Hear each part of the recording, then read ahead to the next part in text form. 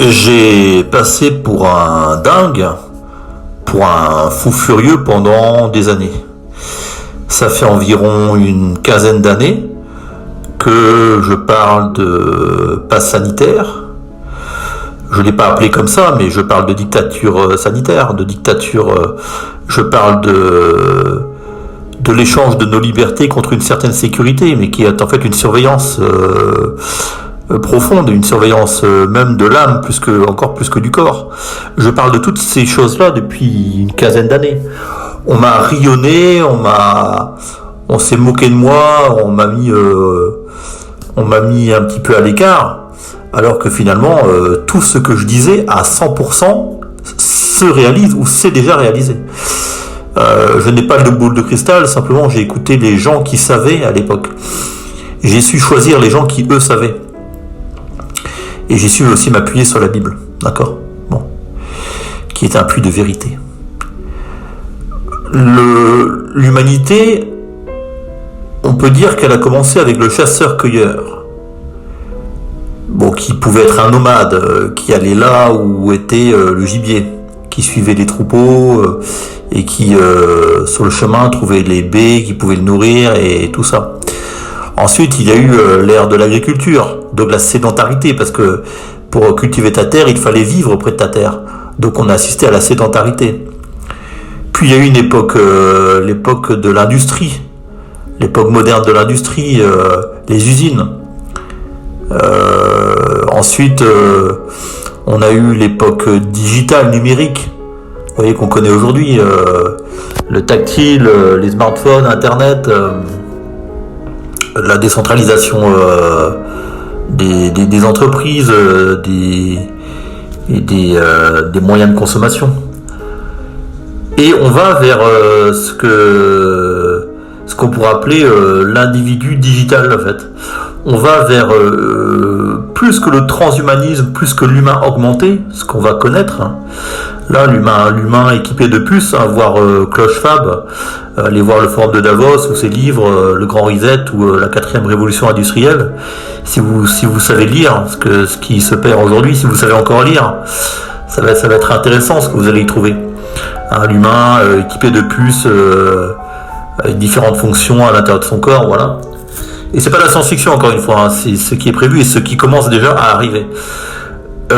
Ensuite, l'étape d'après, c'est l'humain totalement digitalisé, c'est-à-dire l'humain qui n'est plus dans un corps physique. Je dis bien, l'humain qui n'est plus dans un corps physique.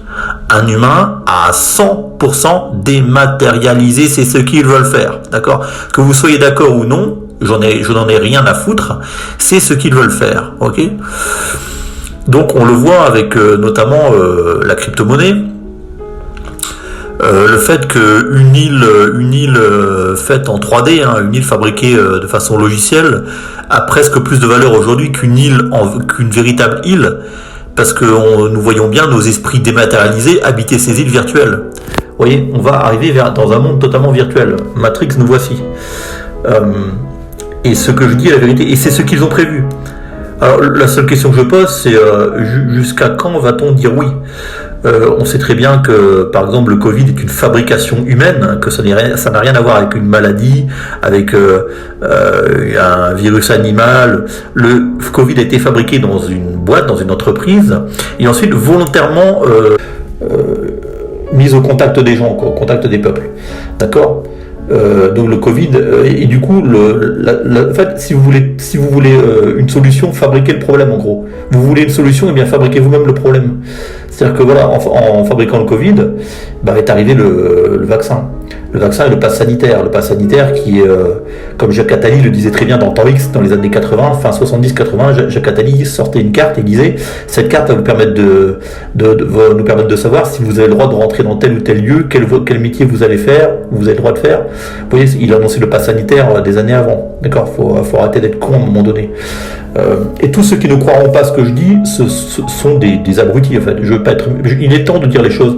Tous ceux qui ne croient pas à mes paroles là sont des abrutis. Voilà, vous êtes des abrutis, vous n'avez pas droit à la parole, vous n'êtes qu'une bande d'abrutis. À un moment donné, il faut arrêter les conneries. Les indices sont là, les renseignements sont là, il suffit d'aller les chercher, d'accord ? Donc vous n'avez aucune excuse. Donc on voit bien que ce pass sanitaire, c'est simplement la fin de vos libertés.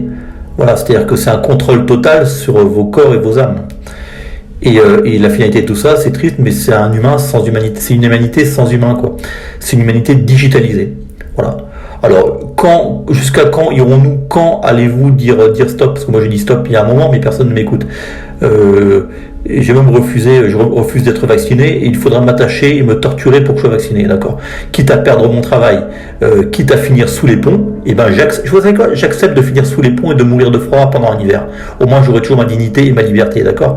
Plutôt que me faire vacciner et devenir un de ces esclaves, un de ces milliards d'esclaves aujourd'hui, je préfère encore finir sous les ponts. Donc quand allez-vous dire stop? Moi c'est la question que je pose. Quand allez-vous dire stop et quand allez-vous retrouver vos esprits?